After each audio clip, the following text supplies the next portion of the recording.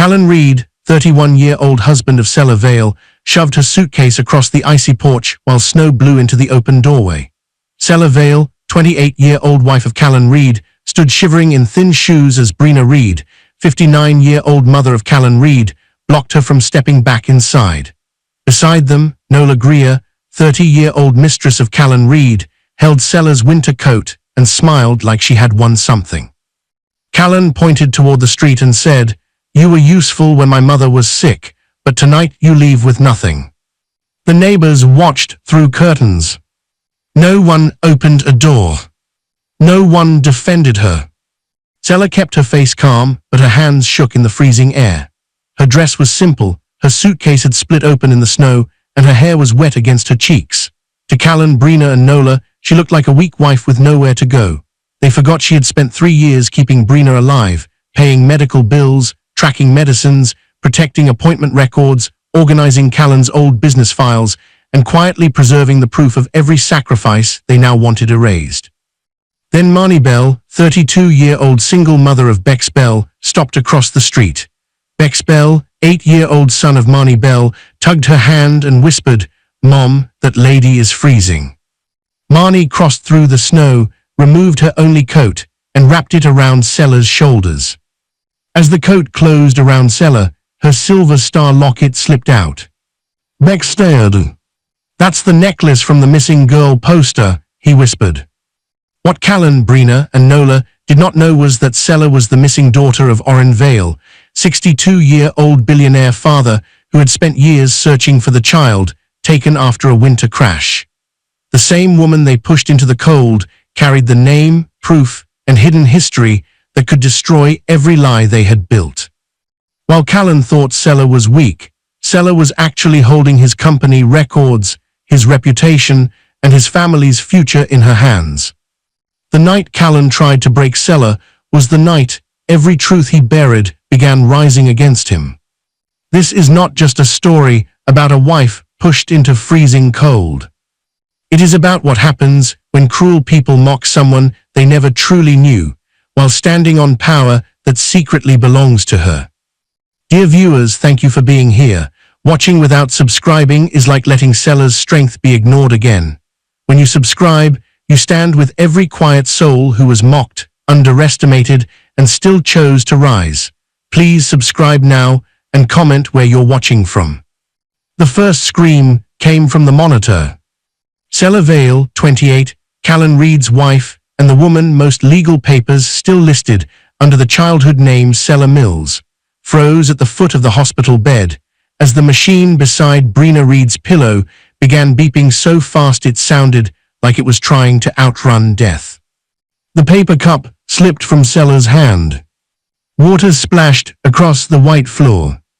Callan Reed, 31, Sella's husband and Brina Reed's only son, shot up from the plastic chair near the wall. His shirt was wrinkled, his hair was messy, his face looked hollow from 2 nights without sleep and too many phone calls he had refused to answer. His phone fell from his lap. The screen lit up on the floor. Final notice. Callan saw it. So did Sella. He did not pick it up.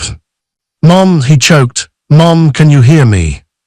Brina Reed, 59, Callan's mother and Sella's mother-in-law, lay pale under the hospital blanket. Her fingers curled weakly against the sheet, like she was trying to hold on to something no one else could see. The door burst open. Nurse Elena Moss, 43, the hospital nurse assigned to Brina's room during the night shift, rushed in with a tray of supplies. Behind her came Dr. Edwin Harrow, 56, the attending doctor overseeing Brina's recovery after a dangerous hypertensive crisis that had caused a small stroke scare and heart rhythm complications. "Step back," Dr. Harrow said. Sella moved because she had to, but her heart stayed beside the bed. Callan grabbed Sella's arm. His grip hurt, but she did not pull away. He looked at his mother, then at Sella, and in that moment he was not proud, polished, or powerful. He was just a frightened son. "If she dies," he whispered, "I don't know who I am." Sella looked at him. This was Callan before success, before expensive suits, before cold looks, before he learned to be ashamed of the years when he needed her. Here, in this hospital room, he was broken in front of her. And one day, that weakness would become something he wanted to erase. The monitor slowed after several terrifying minutes. Dr. Harrow checked Brina again, listened to her chest, adjusted the oxygen line, and released a careful breath. "She's stable for now," he said. "For now." Those two words stayed in the room like a warning. Outside the window, snow blew hard across the parking lot. Headlights from passing cars slid over the glass, bright and sudden. Zella flinched. She always did when headlights moved through snow. She did not know why. She only knew her body remembered something her mind refused to show clearly. A road. A crash. Glass breaking. A man shouting, "Little stars, stay awake." Cold air cutting her face. A hand reaching for her before everything went dark. Then the memory vanished. Dr. Harrow began explaining the next stage. Brina had survived the worst of the crisis, but survival was not recovery. She would need medication at exact hours, therapy appointments, blood pressure logs, warning sign checks, follow-up visits, emergency contacts, and someone awake enough to notice if her speech changed or her breathing became strained at night. Callan sat down slowly. His phone buzzed again from the floor. Zella saw another notice from a lender tied to Reed Supply, the small logistics business Callan had been trying to save for months. Callan turned the phone over with his shoe so the screen faced down. That small movement told Zella the truth. His business was failing. His mother was sick. He had no money for private care. And he was too ashamed to say it out loud. So Zella said what he could not. "Can you teach me the medication schedule?" she asked. Nurse Elena looked at her. "It is a lot. I can learn." Dr. Harrow studied her carefully. "She cannot miss doses. She needs a written chart, daily readings, and someone who understands what symptoms require emergency help. If you take this on, you must keep records." "I will," Zella said. Nurse Elena handed her a blank medication chart. Zella took it like it was a promise. She wrote Brina's name at the top, then the first medicine, then the time, then the dosage. Her handwriting was tired but neat. She did not know that years later, those same careful records would be twisted against her. She did not know someone would call them control instead of care. Right then, they were proof that she was willing to learn how to keep Brina alive. Brina stirred on the bed. Zella moved closer. "Brina." Brina's eyes opened halfway. Her face was full of fear and shame. She reached toward the cup on the table, but her hand shook too badly. "Water," she whispered. Zella helped lift her head and brought the cup to her lips. She let Brina drink slowly, then wiped a drop from her chin with the edge of the sheet. Brina's eyes filled. "Don't let me become a burden," she whispered.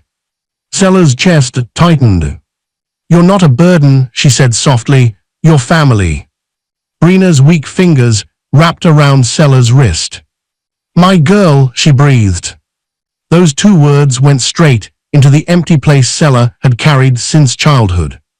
For a moment, she was 8 years old again, sitting on the edge of a narrow bed in a foster room with yellow walls. Across from her stood Greta Mills, 52, the foster guardian who had raised Zella after claiming no relatives could be found.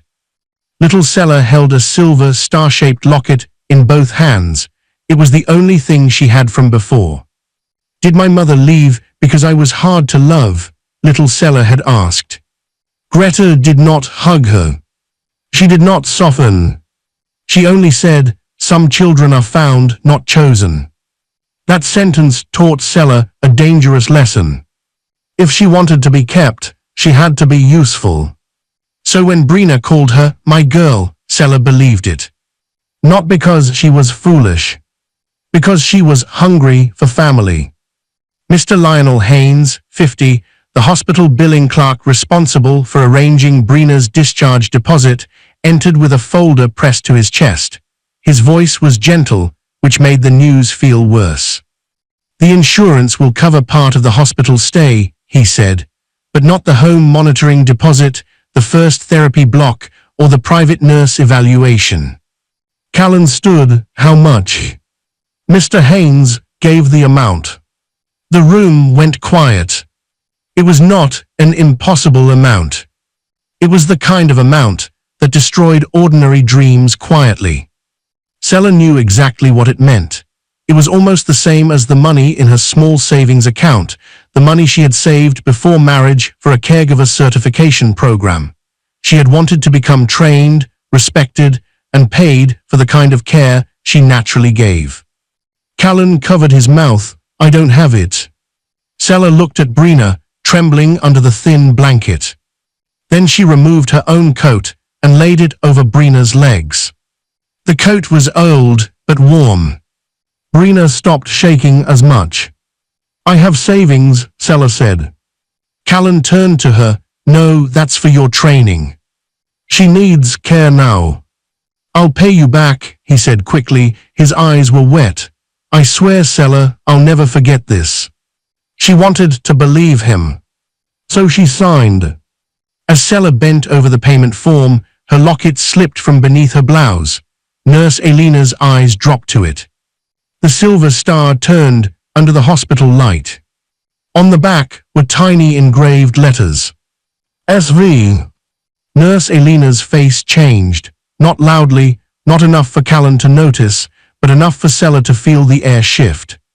"That engraving," Nurse Elena said quietly. "Where did you get that locket?" Sella touched it. "I've had it since before Greta found me." "Greta? The woman who raised me." Nurse Elena stared at the star shape, then at Sella's face, as if an old poster from a hospital social work board had just stepped into the room. Before she could speak again, Brina's monitor began beeping faster. Sella turned toward the bed. Dr. Harrow moved quickly. Callan forgot the bill. Nurse Elena forgot the question. And outside the window, snow kept falling over the roads, hiding a truth that had not stayed buried forever. The pill bottle hit the floor and rolled under the glass table. Sella froze in the doorway. Brina had tried to stand without her cane. For one sharp second, the living room filled with the old fear again, the same fear from the hospital 3 years ago, when machines had screamed and Brina's body had nearly given up. But this time, Brina was not pale in a hospital bed. She was dressed in a cream suit, pearl earrings, and polished shoes, gripping the arm of a velvet chair as if Sella had insulted her by being worried. "I told you I can manage," Brina snapped. Sella stepped forward slowly, holding the weekly medication organizer in one hand and a folder in the other. On the front of the folder, written in her neat handwriting, were the words, "B.I.N.A. Read, Recovery Records." Inside were 3 years of Brina's life, saved on paper. Appointment notes. Medication changes. Emergency numbers. Therapy receipts. Blood pressure logs. Names of every doctor who had treated her. Copies of the discharge instructions from the hospital. Folded near the back was an old brochure for Sella's caregiver certification program, creased and faded from being carried too long and used too little. Sella bent down, picked up the pill bottle, and placed it on the table. "You missed the morning dose," she said gently. "Dr. Harrow said skipping it can make you dizzy." Brina lifted her chin. "You don't have to hover over me like I'm helpless." The words cut deeper than they should have, because Sella remembered when Brina had been helpless. She remembered lifting water to Brina's lips. She remembered counting Brina's steps beside the bed. She remembered sleeping in a chair so Brina would not wake up afraid. But Brina did not look like that woman anymore. The Reed house had changed too. The old couch was gone, new curtains framed the windows, Polished floors reflected expensive light. A large photo hung on the wall, Callan shaking hands with two business partners at his first major expansion event. Sela had been there that night. She had stayed up until morning the week before, sorting old vendor files and flagging overdue notices Callan had nearly missed. One of those notices would have cost Reed Supply its warehouse insurance. Another would have lost him a supplier contract. She had stood beside him before the photo was taken. But in the framed picture, she was not there. On the mantel sat another photo of Callan and Brina smiling at a charity lunch. Sela could see the edge of her own blue sleeve at the corner of the frame, cropped almost completely out. It was strange, being erased while still living in the house. "I'm not trying to control you," Sela said. "I'm trying to keep you safe." Brina gave a short laugh. Safe is not the same as respected. Sela went quiet. That was new. Brina had started using words like that lately. Respect. Control. Image. Space. Words that sounded soft but landed like stones. The front door opened. Callan entered wearing a dark tailored suit Sela had never seen before. His shoes shone, his watch was new, even his walk had changed. 3 years ago, he had sat in a hospital chair with unpaid notices buzzing on his phone. Now he carried himself like every room owed him admiration. His eyes moved to the folder in Sela's hand, and his face tightened. "You don't need to keep dragging those old papers around," he said. Sela held the folder closer. "Your mother's doctor asked for her history before the next checkup. That was years ago. She still has checkups." Callan looked away. He never liked the folder. He never liked the receipts. They reminded him of a time when his mother needed Sela more than him, and his business had survived only because Sela had quietly held the rest of his life together. Brina's eyes moved to Sela's coat hanging near the door. It was the same plain winter coat Sela had worn through hospital nights, pharmacy trips, therapy visits, and winter mornings when she barely slept. Brina's mouth curved. "Are you wearing that to the investor lunch?" Sela looked down. "I was not invited." "Good," Brina said. "That coat makes you look small town and tired. A woman beside Callan now should understand presentation." Callan did not defend her. A knock came at the door. Amos Pike, 46, a local courier who regularly delivered packages around the neighborhood, stood outside holding a gold box tied with white ribbon. "Package for Mrs. Reed," he said. Brina smiled before she even opened it. Inside was a silk scarf, soft and expensive. A small card rested on top. Sela read it before Brina could hide it. For Brina, a woman of grace, from someone who understands what Callan deserves. N. Callan moved too quickly. He took the card from Brina's fingers and slid it into his jacket pocket. Sela looked at him. "Who is N?" Brina wrapped the scarf around her neck and smiled. "Someone with manners." Callan's phone was in his hand now. Sela noticed he turned the screen away before unlocking it.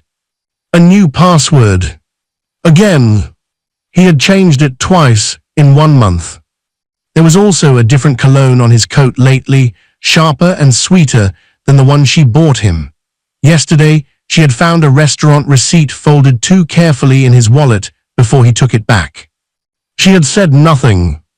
The old Sela from the foster room still lived inside her, whispering that if she asked too much, people might send her away.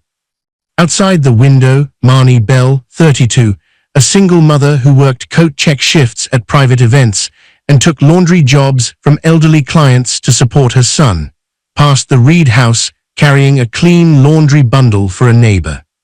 Her son, Bex Bell, 8, walked beside her holding a paper grocery bag against his chest. Bex slowed when he saw Sela through the window, arranging Brina's pills. "Mom," he asked, "is that lady a nurse?" Marnie looked once, long enough to see Sela's careful hands and sad face. Maybe, she said quietly, or maybe she's just someone who cares too much. Inside, Callan kissed Brina's cheek and said he would wait in the car. Brina followed him proudly, wearing the scarf from N.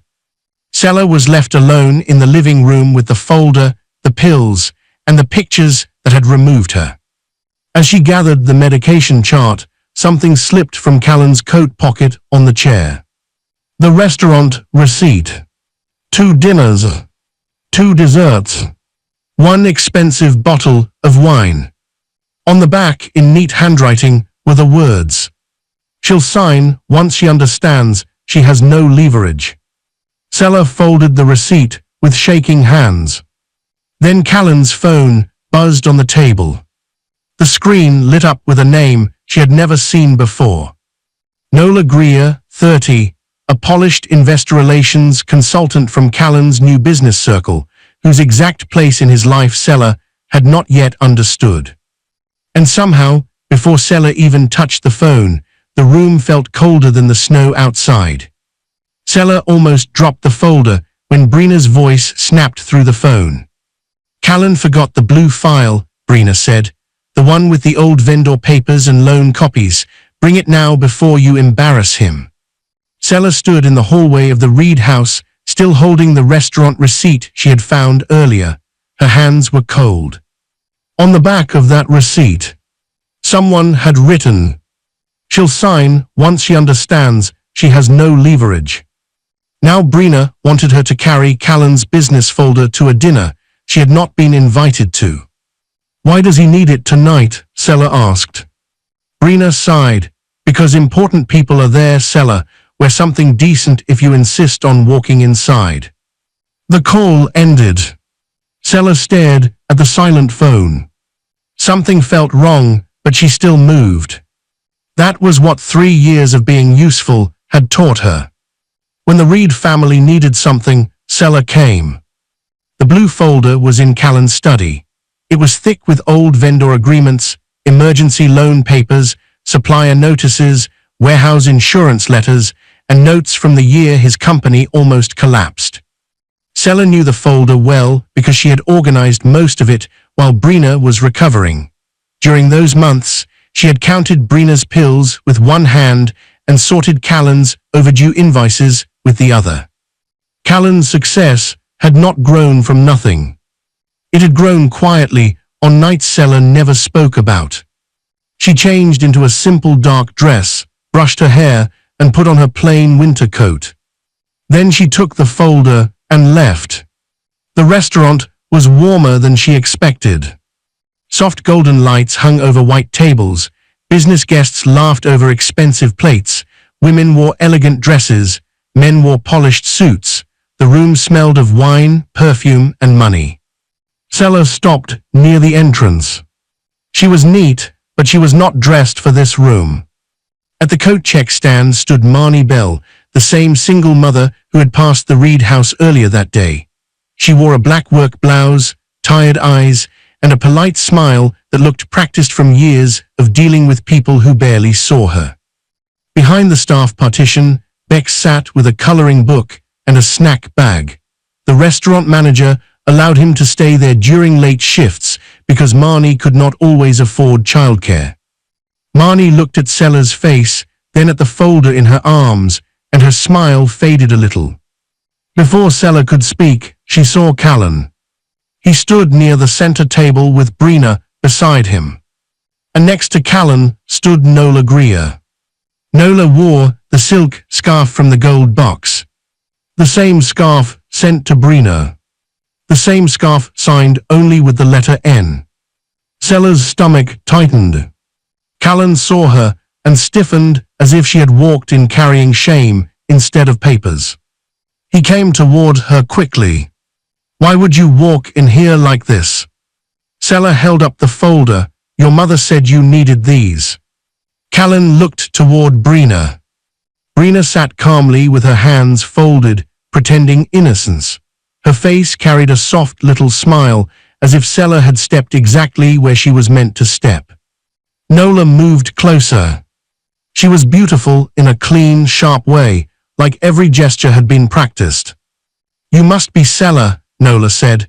Brina told me you were very helpful when she was ill. Helpful. The word landed like a servant's name. Sela looked at Callan, waiting for him to correct her. Waiting for him to say, "This is my wife." He did not. Sela lifted her chin. "I'm Callan's wife." Nola smiled gently, but her eyes did not soften. "Of course, I only meant every successful man has people who helped him along the way." A few guests turned slightly. "Not fully. Just enough." That was the cruel part. Nobody wanted to stare, but everyone wanted to hear. Sela felt heat rise in her face. Then, behind Nola's perfume and the clink of glasses, she remembered another room. A hospital room. Brina's fingers gripping her wrist.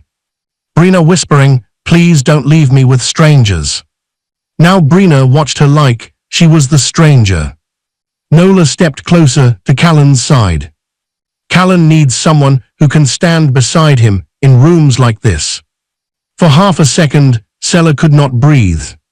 Then she said quietly, "I stood beside him in hospital rooms when no one else could." The table went still. Callan's jaw tightened. This is not the place.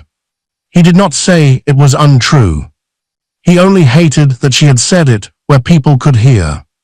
Pen Alder, 42, Callan's business partner and the operations director who helped manage Reed's supply contracts, stood near the table with a glass in his hand.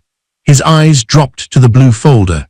He recognized the old loan papers sticking out from the side because some of those emergency files had saved the company's warehouse contract 3 years earlier. Callan noticed. He snatched the folder from Sela too quickly. Penn's face changed just a little. Milo Kent, 24, a restaurant server working the private dinner, stepped around the table with a tray of glasses. His elbow brushed the folder in Callan's hand. A few papers slid out and scattered across the floor. Sela bent to pick them up. So did Nola. One paper landed near Nola's shoe. It was not a vendor agreement. It was one of Brina's old home care payment receipts, copied and tucked inside the folder, because Sela had used the same scanner when organizing both Brina's medical records and Callan's business documents. Sela's name was clearly written on it. Nola read it. Her smile became smaller. Now she knew. She knew Sela had paid. She knew there was proof. Before Sela could reach for it, Nola folded the paper once and tucked it beneath the edge of her scarf as if helping gather the mess. Callan pushed the rest of the papers back into the folder. "Go home, Sela." The words were low, but Marnie heard them from the coat check stand. So did Bex, who had stopped coloring. Sela looked at Brina one last time. Brina looked away. That hurt more than Nola's smile. Sela turned and walked back toward the entrance. Marnie lifted Sela's coat from the rack and handed it to her carefully. Then Marnie said quietly, "Some rooms are colder inside than outside." Sela looked at her, surprised by the kindness of a stranger. Behind her, Nola touched Callan's sleeve and whispered something too soft to hear. Callan looked back at Sela. This time, there was no guilt in his eyes. Only warning. Sela slipped her hand into her coat pocket as she stepped outside. The receipt was still there. But one document from the blue folder was gone. And somehow, Sela knew Nola had not taken it by accident. Sela stopped halfway down the stairs when she heard Nola's voice inside her living room. Not near the door. Not in the hallway. Inside. Sela gripped the railing. For a moment, she could not move. The Reed house had already become cold to her, but this was different. Nola was not hiding behind perfume, receipts, or initials anymore. She was sitting openly in Sela's home. When Sela reached the bottom step, she saw everything at once. Nola sat on the sofa with her legs crossed, calm and polished, as if she had been invited many times before.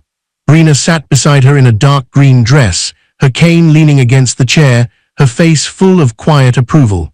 Callan stood near the fireplace, tense but silent.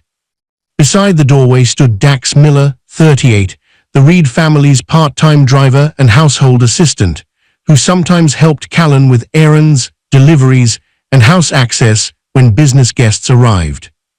Dax looked uncomfortable, but he did not leave. On the coffee table lay one paper. Sela recognized it before she reached the room.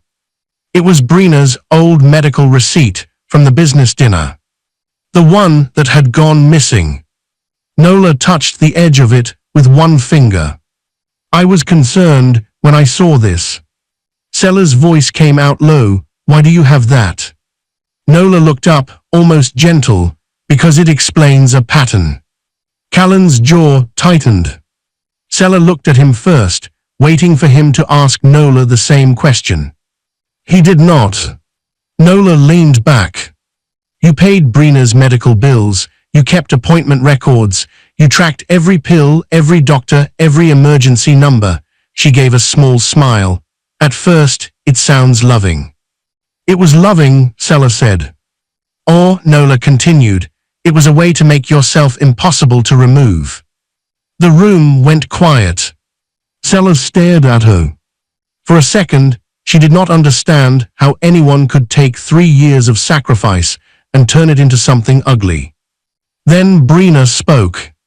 "At first, I thought you cared," Brina said.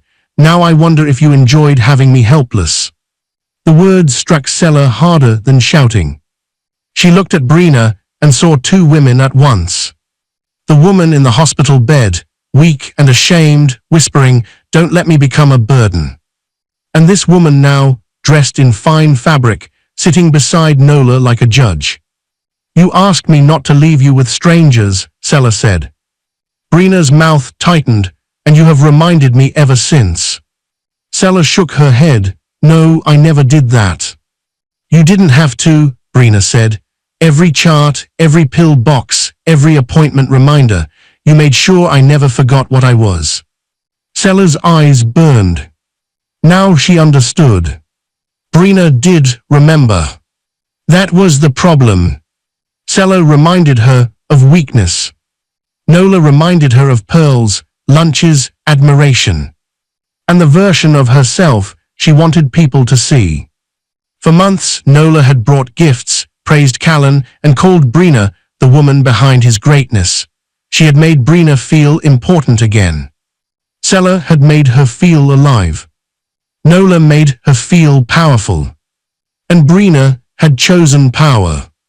"I kept those records because missing one medication could have put you back in the hospital," Sela said. Nola tilted her head. "Or maybe you liked being the only one who understood the chart." Sela turned to Callan. "Do you believe that?" He looked at the fire instead of her. "I believe you never learned where helping ends and holding on begins." That was his betrayal before he ever touched the door. Sela's hand moved to the locket at her neck. She did it without thinking. Callan had always hated those old records because they reminded him of the man he used to be, the man with unpaid notices, shaking hands, and no money for his mother's care. Nola had given him a cleaner story. Sela was not loyal. She was controlling. If he believed that, he did not have to feel guilty. A knock came at the door. Dax opened it before anyone answered. Penn stepped inside, holding a contract envelope. "Callan, I need your signature on the revised transfer packet before morning." He stopped when he saw Sela. Callan crossed the room too fast. "Leave it with me." Penn's eyes dropped to the paper on the coffee table, then to the envelope in his hand. "Actually, I had a question. Why is Sela's name already typed on the spousal consent page?" Sela looked up. Callan's face hardened. "This is not the time." Penn frowned. "Her signature line is already marked. That page is not optional if you are moving marital assets before the expansion review. Nola stood smoothly. It is only a draft, pen. Business paperwork can look confusing before it is finalized. But Seller had heard enough. Spousal consent. Marital assets. Signature line. Marked. Brina reached for her cane, irritated by the interruption. As she stood, her fingers caught Seller's wrist. The movement pulled Seller's locket out from under her blouse. The silver star turned in the light. Nola's eyes fixed on the back. Veil. Seller pulled the locket close. Nola smiled faintly. I thought you said you had no family. I don't, Seller said. Then why wear a dead name like it means something? Seller's face went still. Penn looked between them, uneasy. Dax lowered his eyes. Callan said nothing. One by one, they left the room after Callan muttered that the conversation was over. But Seller did not go upstairs. She waited until the house became quiet, then walked to Callan's study.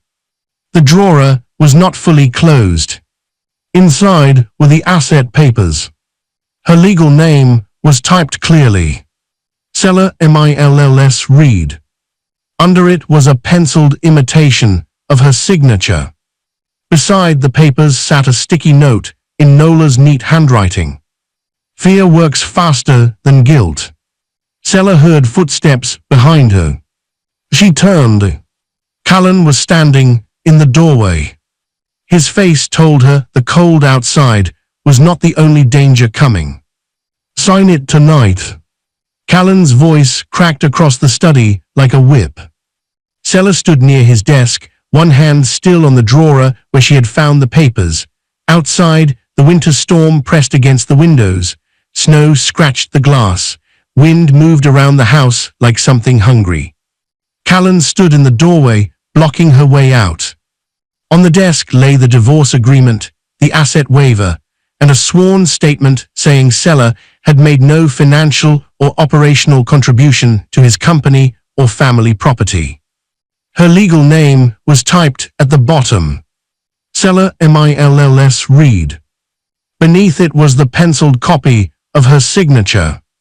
Beside the papers sat Nola's note. Fear works faster than guilt. Seller looked from the note to Callan. You were going to scare me into signing this. Callan's face hardened. I was going to protect what I built. What you built, Seller's voice shook, but she did not step back. I paid for your mother's recovery when you had nothing. I organized your old vendor files while you slept in hospital chairs. I gave up my training so you could keep working. His eyes flashed. Do not make yourself the hero of my life. Before Seller could answer, Brina's cane tapped against the hall floor. She appeared behind Callan, dressed in a robe that looked too elegant for a woman pretending to be fragile. Nola stood beside her near the fireplace, calm and comfortable, holding a glass of wine like she belonged there. Nola was even wearing soft house slippers. Seller stared at them and understood. This was not a fight that had suddenly happened. This was a meeting they had planned. Callan picked up the papers and pushed them toward her. Sign it. No. The word came out small, but it landed hard. Brina's mouth twisted. After everything my son has done for you, you still want to take from him. Seller turned to her slowly. Everything he did for me. I gave up my savings, my future, and 3 years of my life to keep you alive. For one moment, the storm outside was the only sound. Then Brina said, and you have been collecting payment in pity ever since. Seller felt the words go through her. She remembered Brina in the hospital, shaking beneath a thin blanket. She remembered laying her own coat over Brina's legs. She remembered Brina whispering, my girl. Now that same woman looked at her like care had been a crime. Nola stepped closer. Callan, she's stalling because she thinks tears can still buy her time. Seller wiped her face quickly. She had not even realized she was crying. Nola walked to the coat rack near the front door and lifted Sella's old winter coat. The same coat Sella had worn through hospital nights, pharmacy lines, therapy visits, and winter mornings when she barely slept. Nola slipped it over her shoulders. "This is heavier than it looks," she said, smoothing the sleeves. "No wonder you always seemed tired." Sella reached for it. "That's mine." Nola stepped back. Callan's voice went cold. "Leave it, you won't need it where you're going." Sella stared at him. Outside, the snow was falling harder. Dax stepped into the hall, uncomfortable and silent. Callan pointed toward the stairs. "Pack her suitcase." Dax hesitated. "Mr. Reid, the storm." "Now," Callan said. Dax lowered his eyes and obeyed. Sella turned to Callan. "You are throwing me out in this weather." "You refused to sign." "I refused to lie." Brina moved to her chair near the window and sat like a judge. "Maybe the cold will teach you humility." Dax returned with Sella's suitcase. Some of her clothes were folded badly, some were half hanging out. He carried it to the open front door and set it outside on the icy step. The wind rushed in. Sella wrapped her arms around herself. "My phone, my purse." Nola smiled. "Those can be returned after the papers are signed. We do not need you running around with private company information while confused."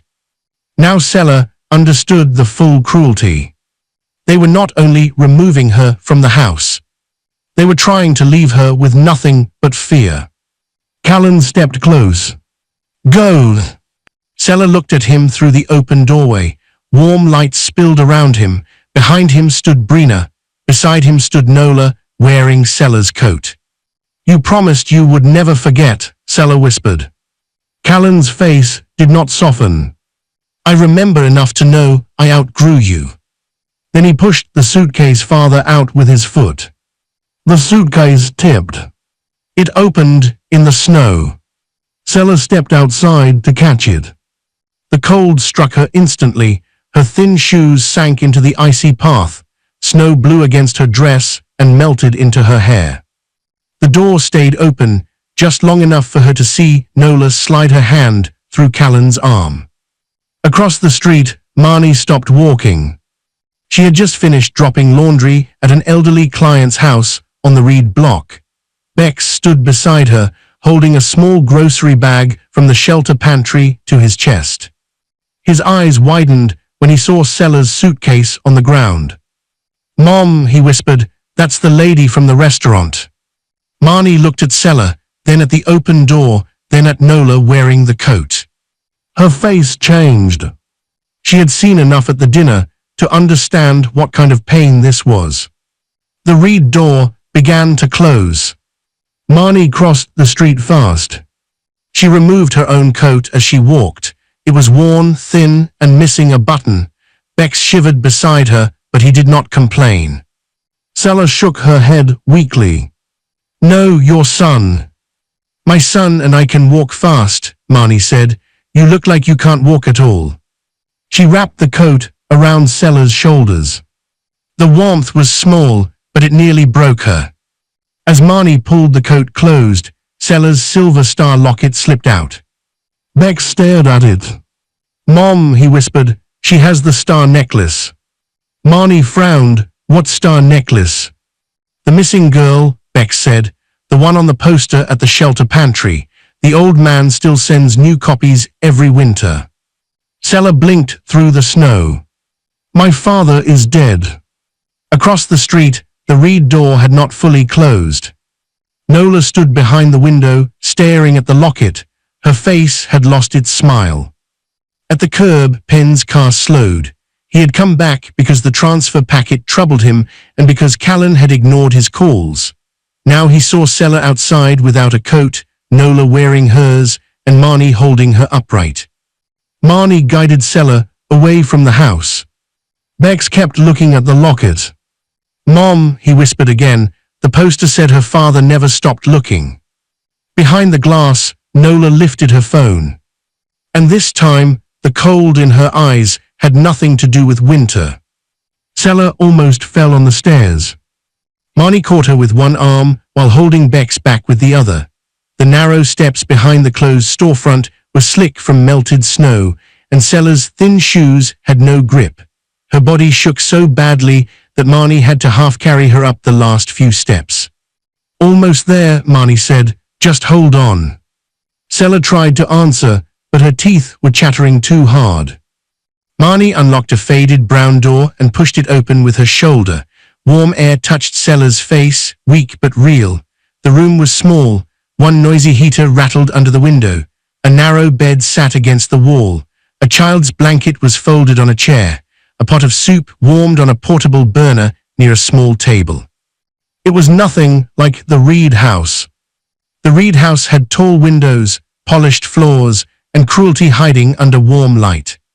Marnie's room was cramped, tired, and safe. Sela lowered herself onto the chair, still wrapped in Marnie's coat. Her fingers gripped the front of it like she was afraid someone would take even this away. "I'm sorry," Sela whispered. "Your coat." Marnie shut the door against the wind. "Don't apologize for surviving." The words were simple.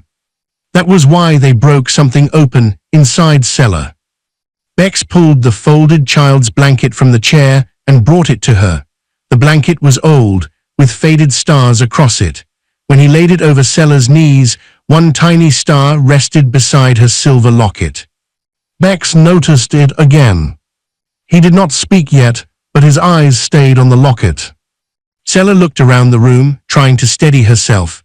On the table was a court envelope. Beside it was a child support notice, stamped unpaid. Near the bed sat a pair of cracked work shoes. On the wall was a small photo of Marnie pregnant and alone, one hand over her stomach, smiling like she had decided not to let the world see her fear.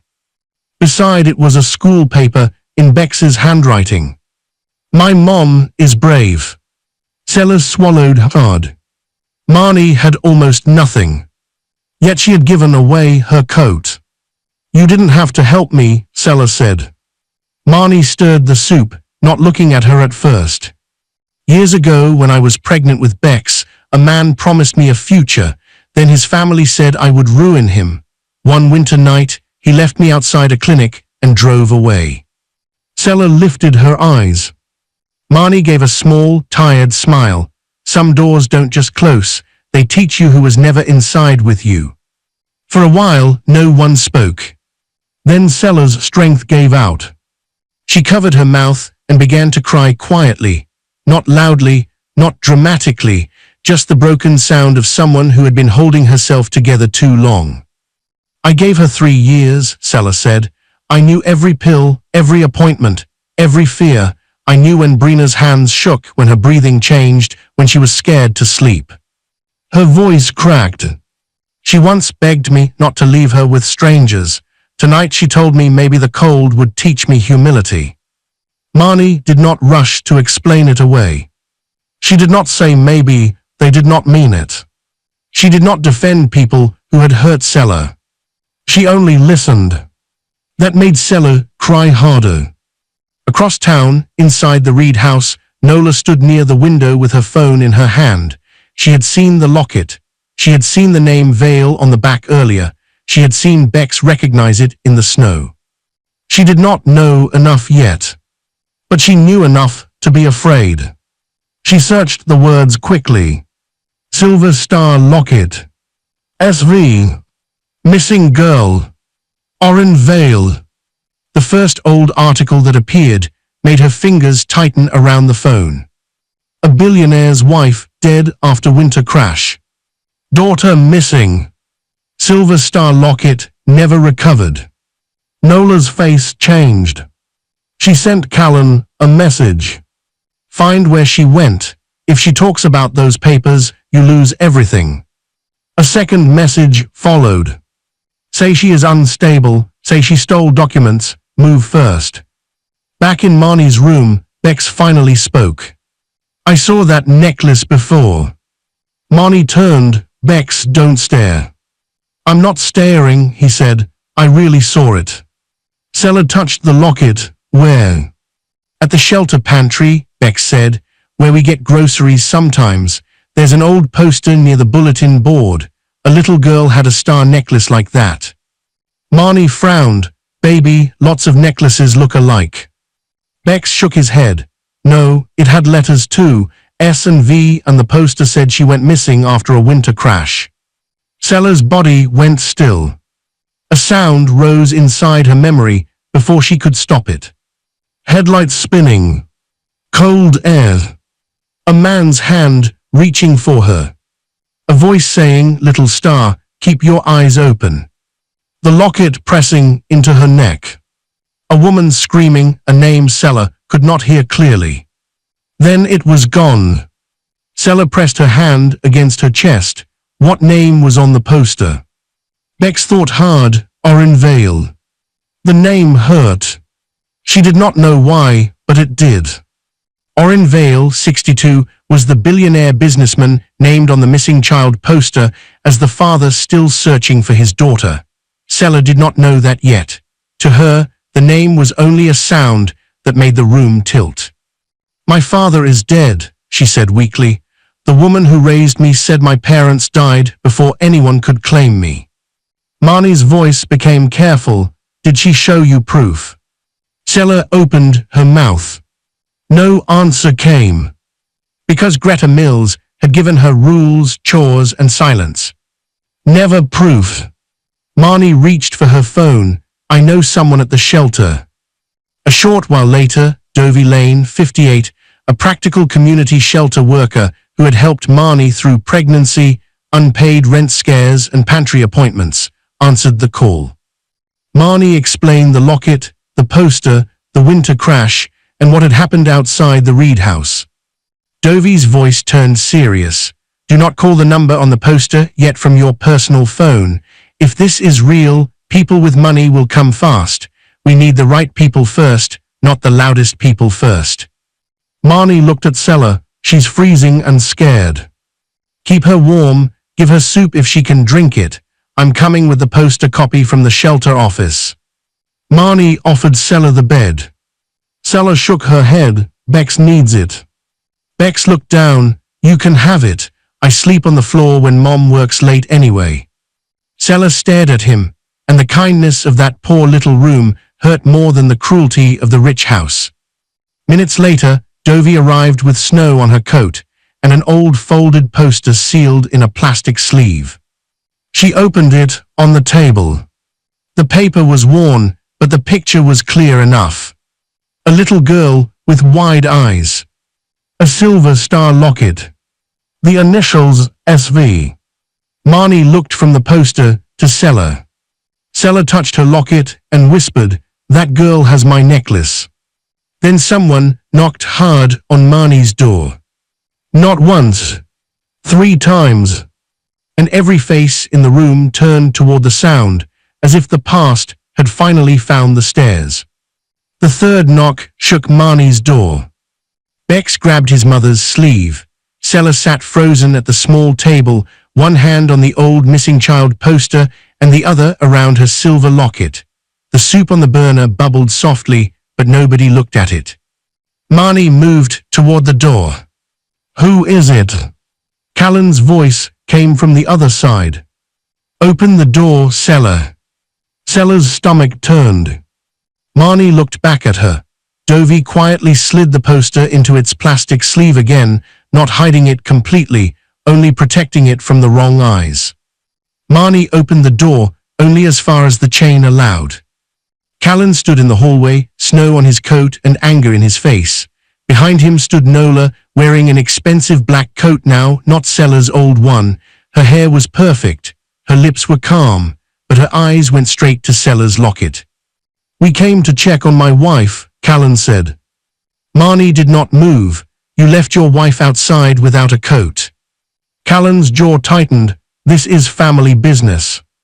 Nola looked Marnie up and down. Women like you should be careful who they shelter. Bex stepped closer to Sella. Sella saw that, and something inside her woke up. She had been shaking all night, but now a child was afraid because of her pain. She stood slowly. How did you find me? She asked. Callan looked away. Nola answered for him. Dax saw which direction you went, and I remembered the coat check woman from the dinner. You were hard to forget. Sela understood. Nola had followed the small thread because she was afraid of what Sela might say. Callan pushed against the door. The chain held. Sela, come home before this becomes worse. Home was where you left me freezing. His face darkened. You walked out with documents that do not belong to you. Sela stared at him. I walked out with nothing. You kept my phone and purse. Nola's voice stayed sweet. Careful. You are staying in a stranger's room after removing business papers from Callan's study. That can sound like theft or confusion. Dovey lifted her phone slightly from beside the table. She did not interrupt. She only took pictures. Callan at the door, Nola behind him, Sela wrapped in Marnie's coat, the old poster sleeve on the table, Sela's pale face, and the wet shoes near the heater. Dovey had worked long enough with shelters to know that unsafe expulsions had to be documented before powerful people changed the story. Marnie stepped fully between them and Sela. You don't get to call yourself concerned now, she said, not after what you did. Callan looked past her. Sela, you are nothing without my name. Sela's hand tightened around the locket. For years those words might have broken her, but behind her was a poster with a little girl wearing the same star necklace. Beside her was a woman who had given her a coat with no reward promised. In front of her was a man more afraid of missing papers than her frozen hands. She lifted her chin. Then why are you scared of mine? Nola's face changed. Only for a second. Callan looked at the locket too, and Nola quickly touched his arm. We should go, she said. She is clearly being influenced. Marnie closed the door before they could say more. For a moment, the room stayed silent.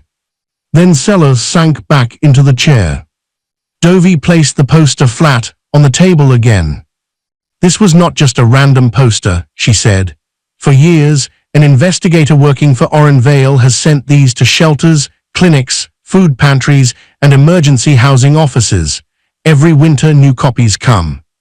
Sela looked at the little girl in the picture. The same wide eyes. The same star locket. The same initials. SV.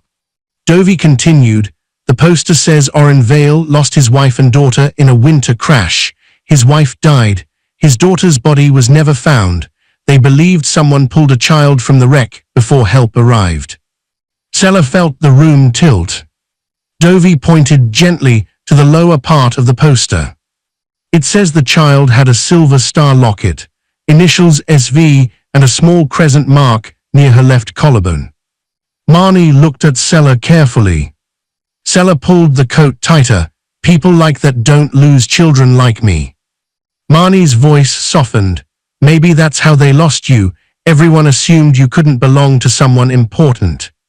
Sela looked down. Greta's old words returned. Some children are found, not chosen. Dovey reached for her phone. I'm calling from the shelter line, not Marnie's number. If this is real, we do it properly. The number on the poster rang twice. A man answered. Abel Rusk, 55, Oren Vale's private investigator, and the man who had led the search for Oren's missing daughter for years, spoke carefully. He sounded professional, tired, and cautious. Dovey explained the locket, the initials, the poster, the winter memories, the crescent mark, and Sela's situation. Abel did not rush. There have been false leads before, he said. I need a photo of the locket, the engraving, and confirmation of the mark. I also need to know whether she is safe. Dovey looked toward the door, for now. Across the street, inside Callan's car, Nola gripped her phone. If that locket proves anything, we are finished, she told Callan. A woman with no family is easy to erase, a Vale is not.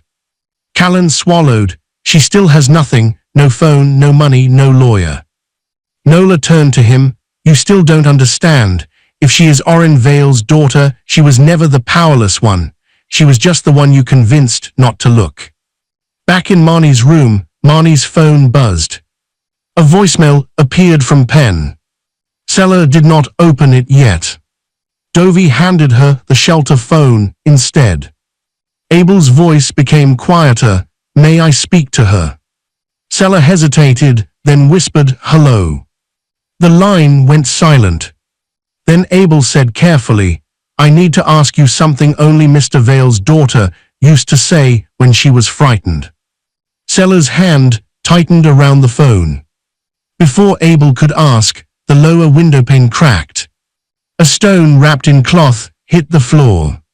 Bex cried out. Marnie pulled him behind her.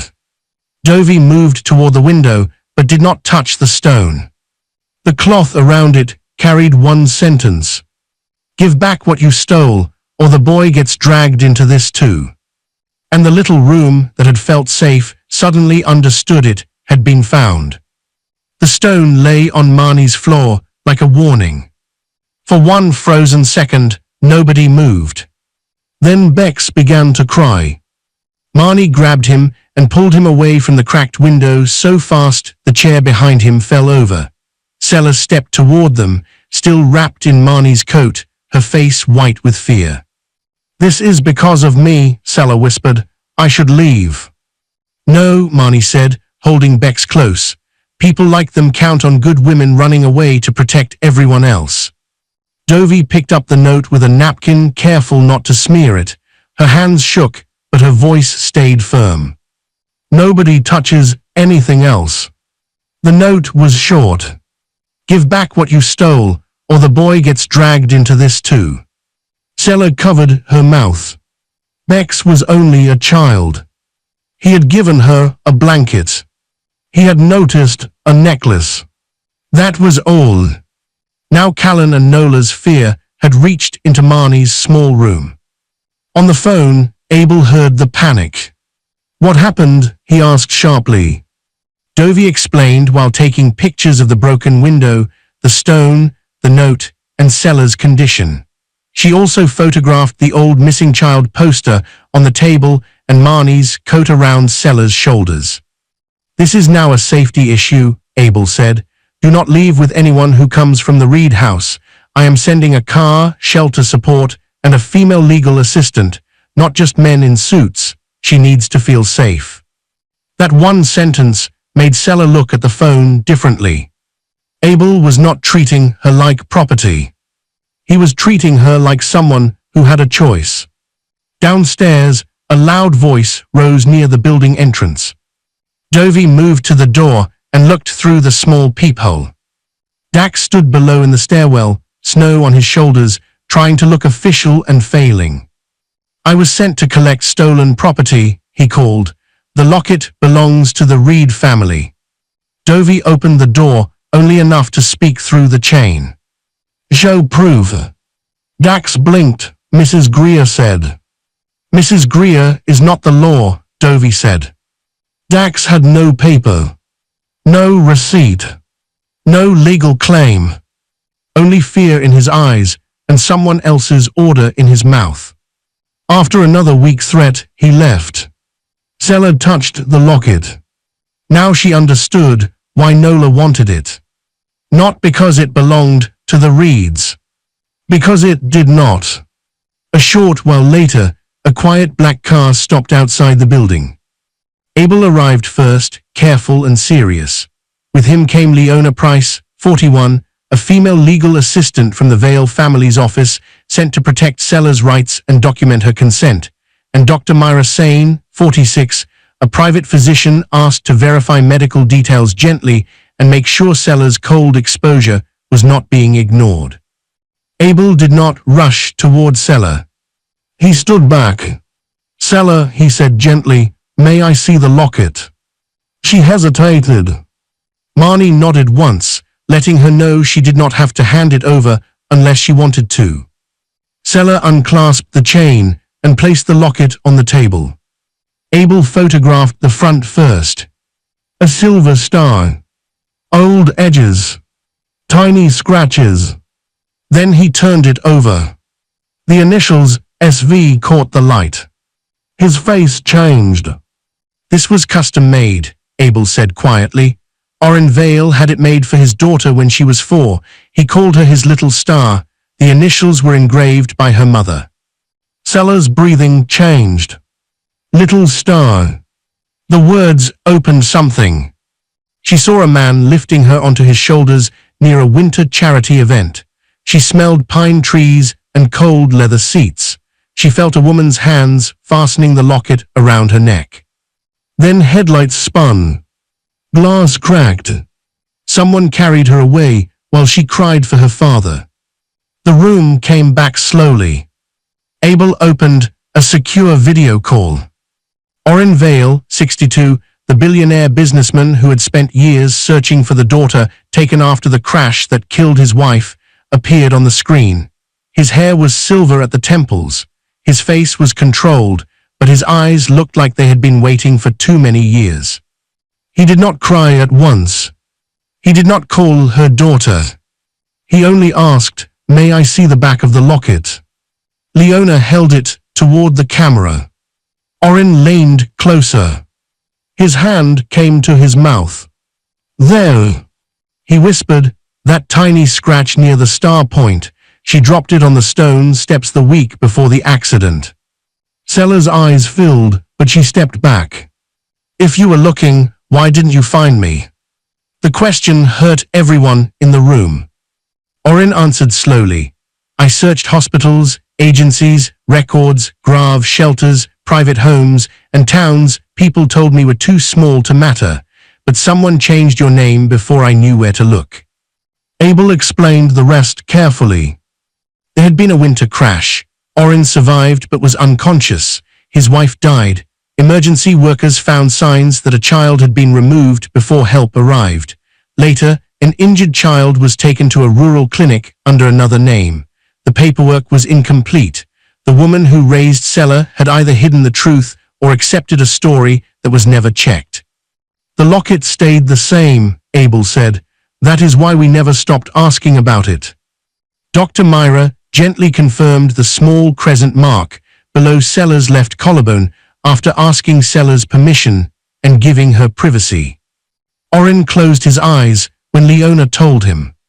"Because her mother kissed that mark every night," he said. Sella broke then, not fully, but enough for Marnie to reach for her hand. The test followed quickly but carefully. Cheek swabs from Sella, a comparison sample from Oren's secured medical file, locket photos, birthmark documentation, old clinic dates, and an emergency kinship screen. Leona explained it clearly. The first result can support immediate protection, but the legally certified report will still take longer. No one is asking you to believe a miracle in one night. Sella nodded. That mattered. It was not magic. It was evidence, finally, finding the right door. Across town, Callan paced while Nola argued beside him. "Even if she is connected to them, she was still my wife," he said. Nola's voice cut through him. "That is exactly the problem. You threw a veil out in the snow." When Brina heard, she laughed at first. Then she remembered Nurse Elena staring at the locket in the hospital. She remembered Sella flinching at snowy headlights. She remembered the initials on the star. Her face went pale. "Then we must be careful what we admit," she said. Hours later, Abel's phone rang. He read the preliminary result once. Then again. He looked at Oren on the video call, then at Sella. "The emergency screen is not the final court report," he said, "but it shows a direct parent-child match." Oren slowly stood. Abel's voice lowered. "Mr. Vale, she is your daughter." Before anyone could breathe, Marnie's phone rang. The screen showed an unknown number. Marnie answered on speaker, but did not hand the phone over. Callan's voice came through, soft for the first time in years.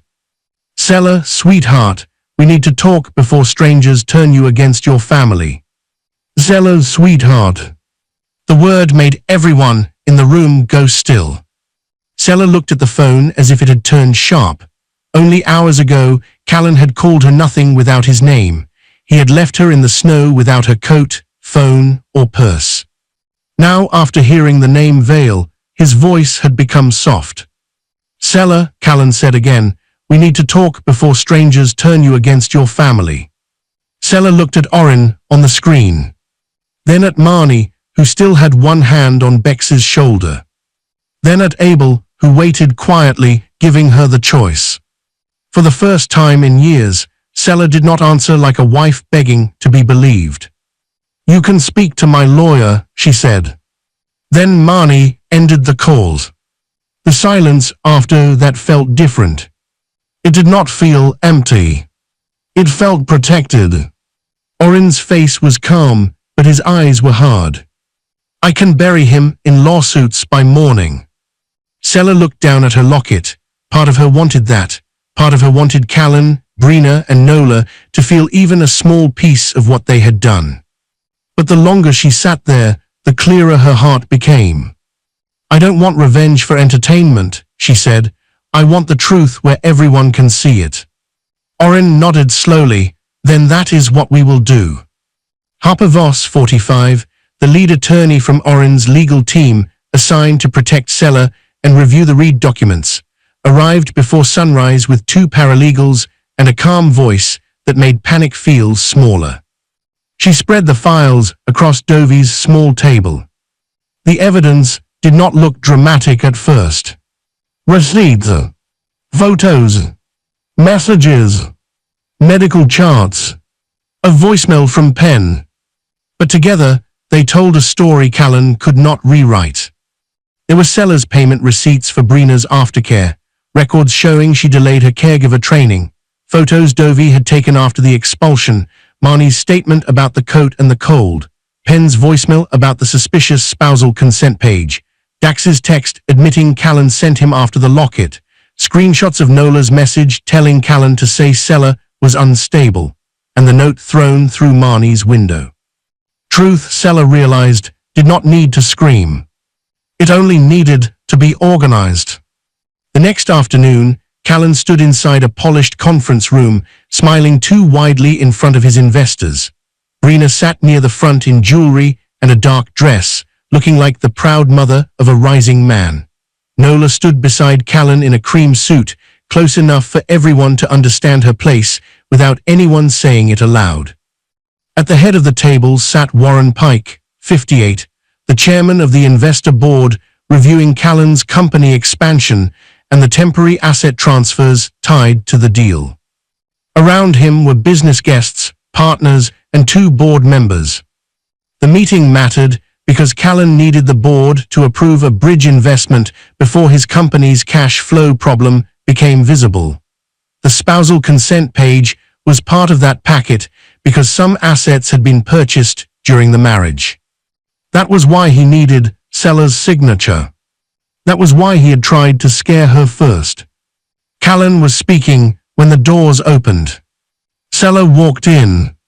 Not alone. Orin entered beside her. Abel followed. Harper carried a leather file. Dovey came behind them as the shelter witness who had documented the expulsion. Marnie stood beside Sela, simple coat, tired eyes, chin lifted. Bex was not brought into the room. He was safe downstairs with a shelter volunteer, away from grown people's cruelty. Callan's face lost color. He stepped forward quickly and reached for Orin's hand. "Mr. Vale, this is a misunderstanding." Orin did not take his hand. He looked at Sela. "Is this the man?" Sela's voice was steady. "Yes." The room changed. Nola smiled tightly. "This is clearly a private family matter." Abel opened his folder. Forged documents and financial misrepresentation are not private family matters. Harper began with the first lie, Callan's claim that Sela had contributed nothing to his family or business. She placed Brina's medical receipts on the table. Then the recovery charts. Then the old notes showing Sela had managed Brina's care during the same period Callan's company survived its worst months. Callan tried to laugh. She helped around the house. That does not make her a business partner. Pen stood from the back of the room. She also organized the emergency vendor documents. I saw those files years ago, Callan knew. Callan turned on him. Pen's voice stayed quiet, and I saw the spousal consent page before Seller knew it existed. Harper placed the asset waiver on the screen. Seller's legal name was typed at the bottom. Seller Mills Reed. Beneath it was a penciled copy of her signature. Warren Pike leaned forward. That document was submitted to our review packet as pending execution. Callan's mouth opened. No words came. Then came Nola's note. Fear works faster than guilt. Nola stepped back. I had nothing to do with that. Harper showed the photo of the stolen medical receipt on Nola's phone, the message telling Callan to say Seller was unstable, and Dovey's report about the broken window. The room was silent now. Not shocked in a loud way. Worse, disgusted in a quiet way. Warren closed his folder.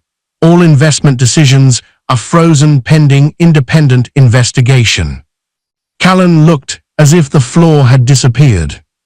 Brina stood shakily. I was sick. I did not know everything. Seller opened her old hospital folder and took out a folded note. The handwriting was weak, but clear. Seller, you are the daughter Mercy sent me. Brina's face crumpled. Seller placed the note on the table. You remembered when it helped you, she said. You forgot when it cost you pride. Callan turned to Seller, desperation replacing anger. I did not know who you were. Seller looked at him for a long moment. That was never the problem, she said. You knew who I was when your mother needed me. Oren's voice softened. What do you want done? Seller breathed in. I want my name cleared. I want the fraud exposed. I want the divorce. I want my belongings returned. And I want Marnie and Beck safe. The meeting collapsed after that. Callan followed Seller into the hallway. His voice dropped. You loved me before all this. You can't just turn that off. Seller turned to face him. Before she could answer, Brina cried out from the conference room. Her medication alarm was going off. Everyone turned to Seller out of habit. For the first time, Seller did not move. Brina's medication alarm screamed through the conference room. Everyone froze. The sound was small, just a sharp ringing from the little device in Brina's purse, but it carried 3 years of memory inside it. Seller knew that alarm. She knew what pill came next. She knew what Brina usually forgot to eat first. She knew what questions to ask. Once her body would have moved before her mind could think. Callan looked at her. Brina looked at her.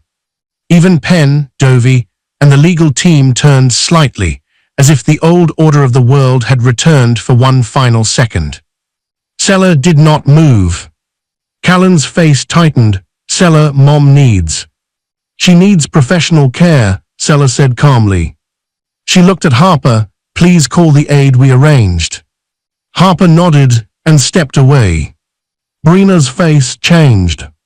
Fear entered her eyes, not because Seller was cruel, but because Seller was no longer available. That was the punishment Brina had not prepared for. Seller would not let her suffer. But she would not become her servant again. A few minutes later, Haven Cole, 44, a professional medical aide from the licensed care agency Harper, had contacted that morning to ensure Brina's medical needs could not be used to pull Seller back into service, entered the room with a small medical bag. She checked Brina's medication, asked clear questions, and helped her sit properly. Brina watched Seller the whole time. You would have known what to do, Brina whispered. Seller held the old recovery folder in her hands. I did know, she said. That is why I left instructions. She placed the folder into Haven's hands. That folder had once been Sella's chain. Now it became her release. Brina's lips trembled. I called you my daughter when I was afraid. Sella's voice stayed soft, and treated me like a stranger when you felt strong. Brina closed her eyes. Callan stepped closer, desperate now. We can start over. With your father's help, everything could be different. Sella looked at him, and for the first time, she did not feel the old need to explain herself. You are not asking for me, she said. You are asking for the life you lost when you learned my name. Callan had no answer. Across the room, Nola was already moving toward the door. The scandal had swallowed the shine from her face. She told one investor she had been misled. She told another she barely knew anything about the papers. But the messages, the stolen receipt, the note, and the attempt to claim Sella's locket had tied her to the truth. No one reached for her coat. No one opened the door for her. She left wearing expensive fabric, but she looked colder than Sella had looked in the snow. The consequences came without shouting. Callan's investors froze every deal. Penn agreed to cooperate with the investigation. Dovi's photos and Marnie's statement became part of the legal record. Dax admitted Callan had ordered him to pack Sella's suitcase, keep her phone and purse in the house, and later retrieve the locket under Nola's instruction. The forged signature draft went to legal review. Callan was not destroyed by magic. He was destroyed by what he had done. Days turned into weeks. Sella did not move into Oren's life like a fairy tale had suddenly fixed her. She still woke some nights touching the locket, afraid the truth might disappear. She still flinched when headlights crossed snowy glass. She still struggled to believe love could come without usefulness attached. Oren understood. He did not rush her. One evening, he opened the locket carefully and placed inside it a restored photo of Sella's mother. I do not expect you to become my daughter in one day, Oren said. I am grateful I get to spend the rest of my life earning the right to know you. Sella cried then, but quietly. Not from weakness. From finally being wanted without needing to earn it. The certified DNA report arrived days later and confirmed what the emergency screen had already shown. Sella was Oren Vale's daughter. Not Sella Mills by accident. Not Sella Reed by marriage. Sella Vale by birth. Marnie and Bex were moved into safe housing. Oren helped with legal support for Marnie's unpaid child support case, but Sella made sure it did not feel like charity. She offered Marnie a paid role in the emergency care foundation she was building. You understand abandoned women better than any board member ever could, Sella told her. Marnie looked at the contract twice before signing. Not because she doubted Sella. Because life had taught her to read every promise carefully. Bex received school support, warm clothes, and a room with a real bed. Still, Marnie kept the old coat. She said it was ugly, thin, and missing a button, but it had told the truth when rich people lied. Months later, snow fell again. This time, Sella stood inside a warm building with bright windows and a sign above the entrance. The Little Star Care Center. It was a shelter and care support center for abandoned women, single mothers, caregivers who had given up their dreams, and wives trapped by money and fear. Sella had once used her savings to care for a woman who later betrayed her. Now she used her name, her story, and her power to care for women who had nowhere else to go. Marnie stood beside her. Bex held a tray of donated gloves. Oren watched from behind them, quiet and proud. Then the front door opened. A young woman stepped in from the cold, shaking, with no coat on her shoulders. Before Sella could speak, Marnie took a coat from the donation rack and wrapped it around the woman. Sella smiled. Outside, the snow kept falling, but it no longer looked like punishment. It looked like the beginning of every woman who would walk through that door and find out the cold was not the end of her story.